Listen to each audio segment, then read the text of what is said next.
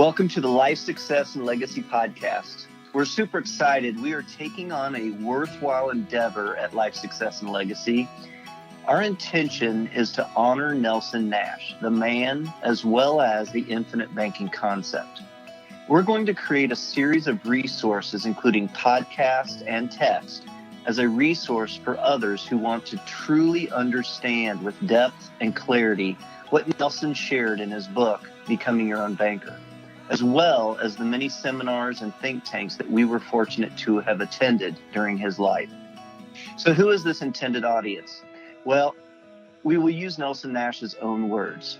It is written for the layman, not for financial advisors, but all life agents should be thoroughly knowledgeable of its content and practice. So whether you are an individual, part of a family, a business owner, or a life insurance agent, this is for you. So sit back, relax, and we will walk you through becoming your own banker step by step so you can reference the parts you want to revisit at your own pace. And we might have a little fun along the way. Hey, welcome back to another edition of the Life Success and Legacy Podcast. Thank you for joining us. My name's Chris Bay, and I'm part of the team at Life Success and Legacy along with founder Mike Everett. Mike, how you doing this morning? Good morning, Chris. Things are good. Yeah, absolutely. Well, we have wrapped up the first section of Becoming Your Own Banker, and we are ready to jump into the second section. And what we're going to be jumping into today is the human problems. This is on page 28 in your book. And as we always say, if you don't have a copy of the book, you can get one at our website, lifesuccesslegacy.com. We are on page 28, which I've heard Mike Everett reference page 28 hundreds and hundreds, if not thousands of times. Part 2 opens up with the human problems, understanding Parkinsons Law. And if you think about, I was thinking about this, Mike, I didn't prep you on this at all, so I'm putting you a little bit on the spot. We'll see how we do with this. But you're good at this. Think about all the industries that I'm going to mention and what do they have in common? How are they making their money, right? What are they playing on? If you think about like the dieting industry, if you think about physical fitness, personal trainers, gyms, all those kinds of things. If you think about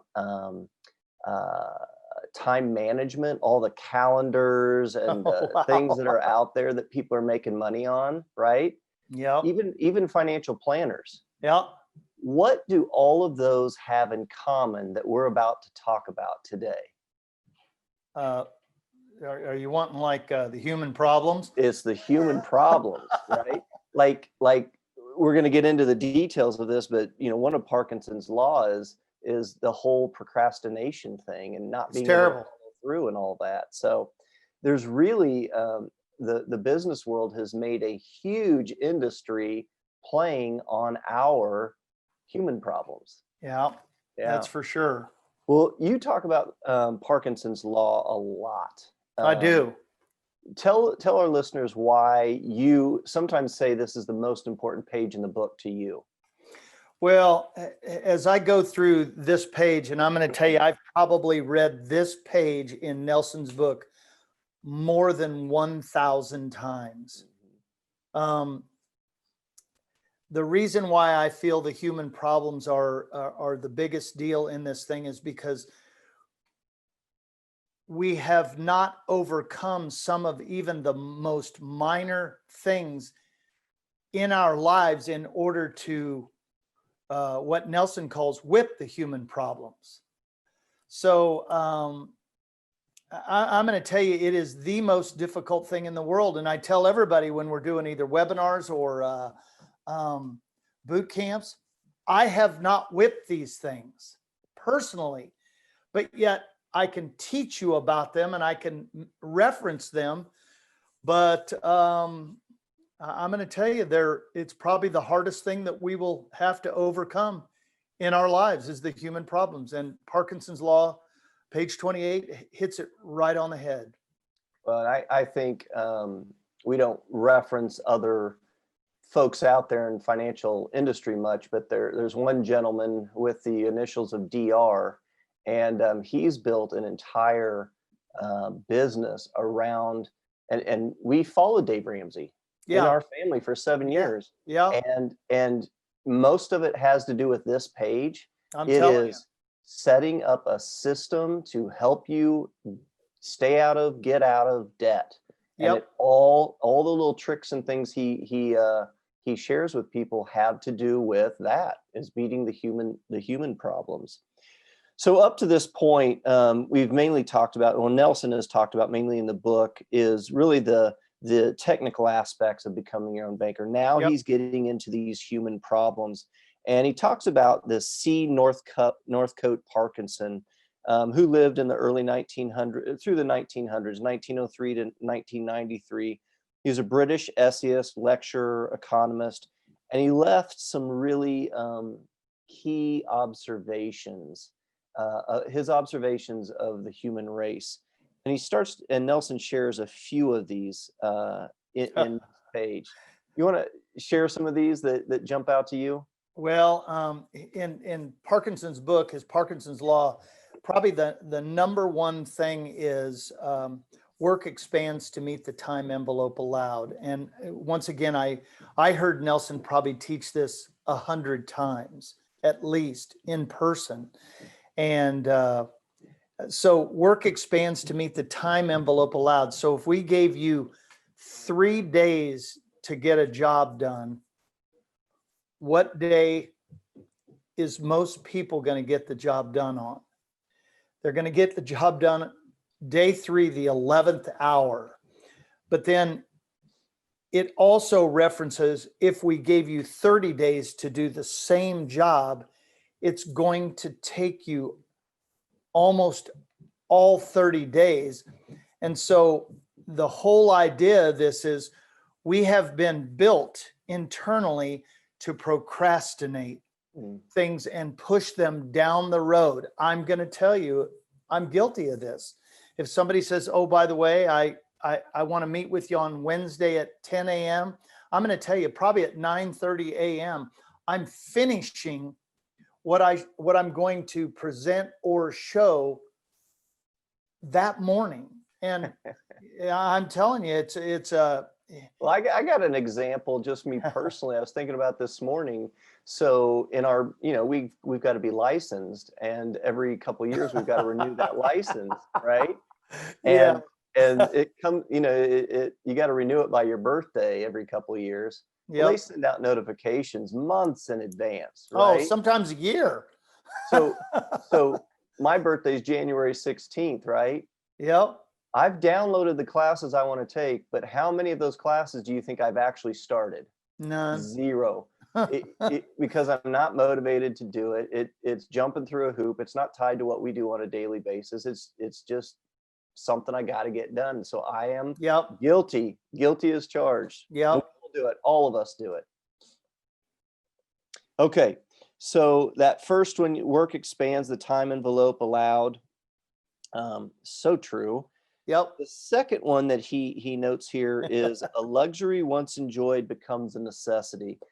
Unpack that for us. Well, I've got a few examples that I love using. Number one is our cell phones. Mm-hmm. Is this a luxury or a necessity? Well, 30 years ago, it was a luxury.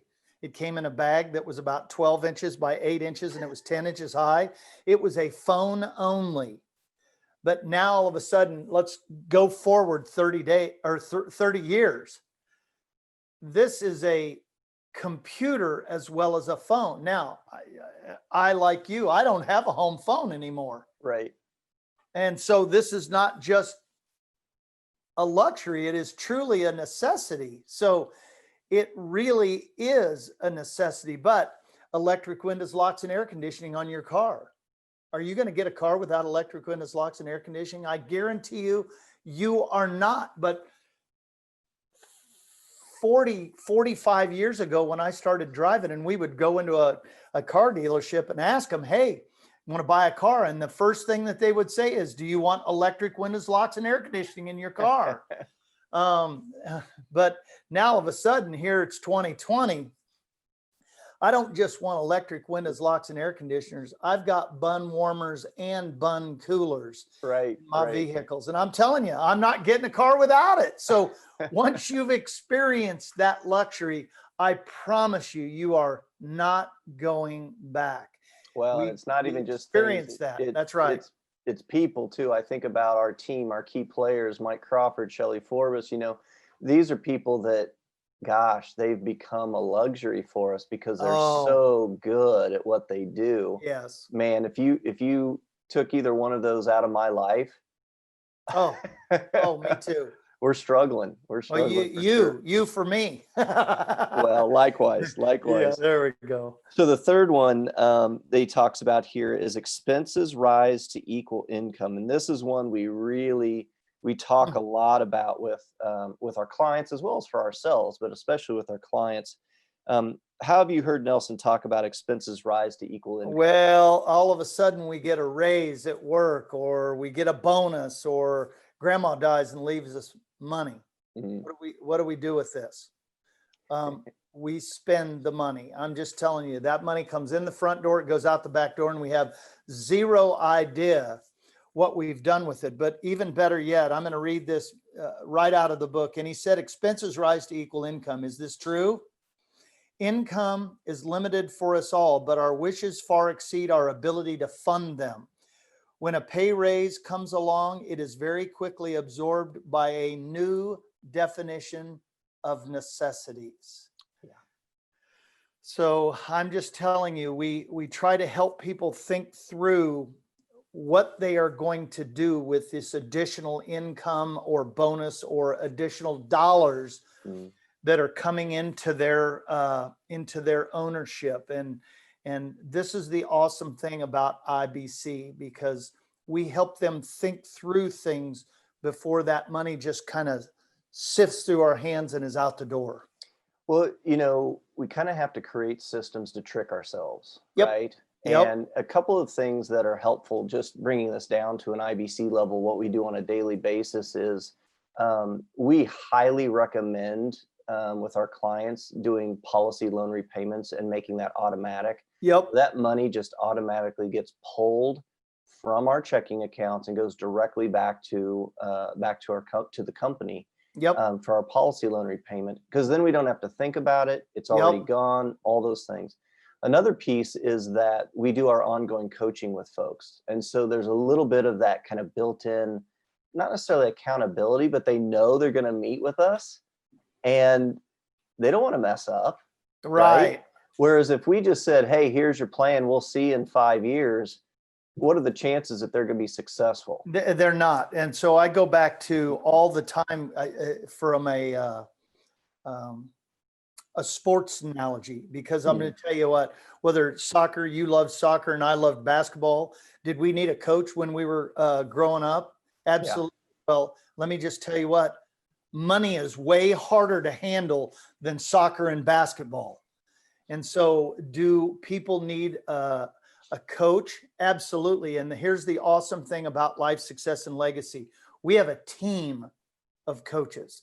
And we are all grounded in Nelson's book and being able to share practical experience and practical application of how IBC works and how the system can actually function for them and their families.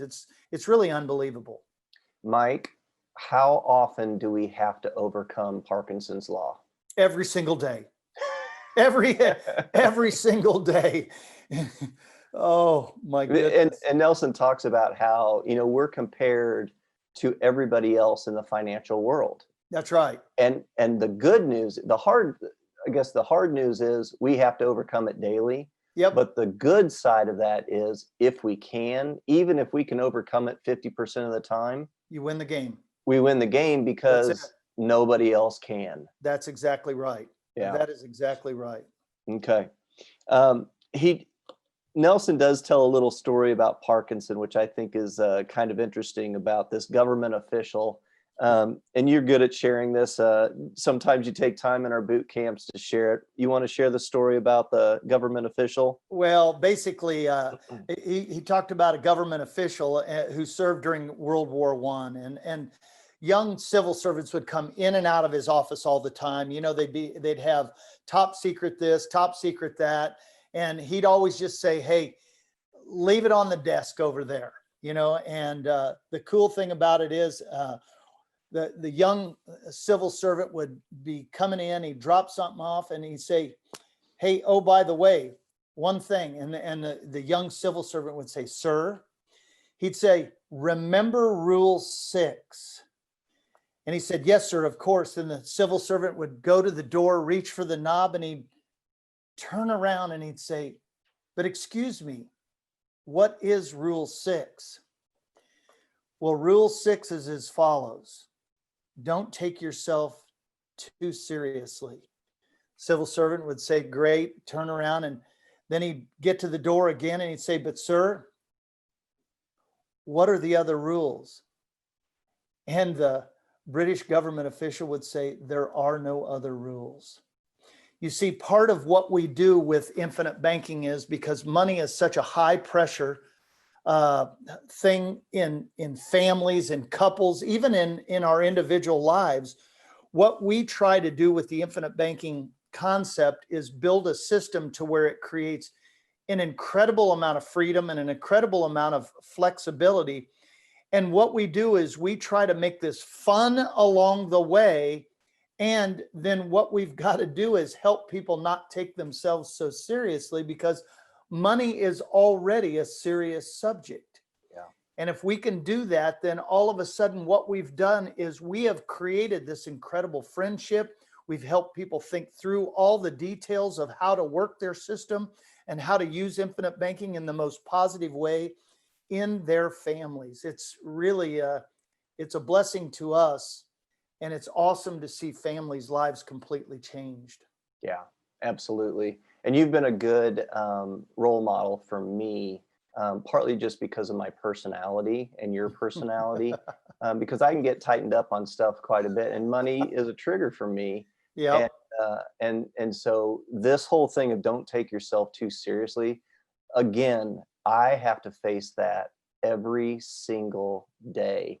And you're a good reminder in my life to loosen up and have some fun, and then hopefully we can communicate that to the folks that we work with, because it's really, I've seen it firsthand and over again with our clients, that money is the number one friction point. It is. Relationships. And so if we can remove some of that tension Oh in a boy. relationship, all of a sudden their lives, their marriages improve and get better. It does. Yeah.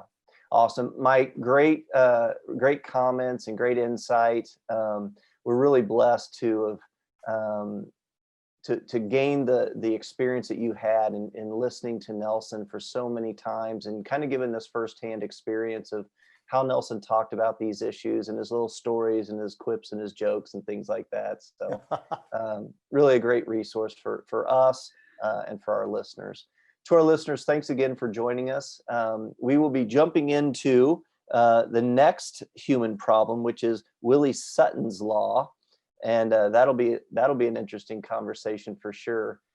Nelson had some pretty strong opinions on some things, and he really starts digging into some of that in Willie Sutton's Law. So check us out at lifesuccesslegacy.com. If you don't have a book, grab yourself one off our website. We'll ship that to you, either Becoming Your Own Banker or The Case for IBC. And join us next time on our next podcast. Thanks so much.